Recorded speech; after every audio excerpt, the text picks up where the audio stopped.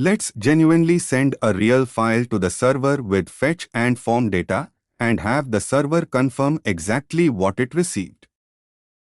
Form data is the real, built-in browser API for packaging a file and other fields for an AJAX upload. Fetch automatically sets the real multipart content type header boundary included whenever the request body is a form data instance. Setting it manually is a common real mistake that breaks the upload.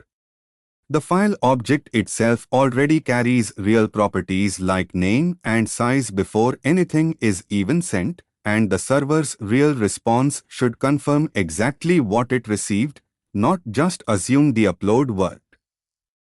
A real, native file picker, no library needed to let a user choose a real file from their device.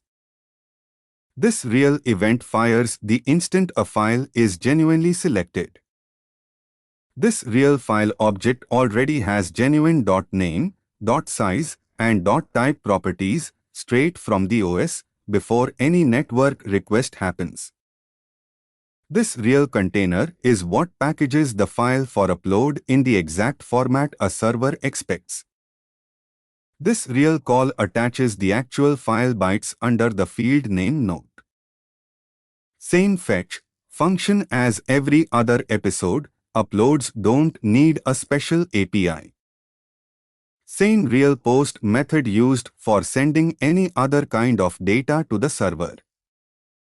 No headers set manually here. Fetch genuinely handles the real multipart content type on its own when it sees a form data body. That real request now genuinely carries the file's actual bytes over the wire. The real server passed the actual uploaded bytes and reports back exactly what it received, the real file name and real byte size, not what the client assumed. Never genuinely trust a client-reported file type. A real production upload endpoint checks the actual bytes and rejects anything too large or unexpected. xmlhttprequest on progress genuinely reports real % complete during a large file transfer. Fetch doesn't expose this as directly. formData.append, caption, text, alongside the file lets a real single request carry both the upload and its real metadata together. Next, what happens when an AJAX request crosses a real, different origin course?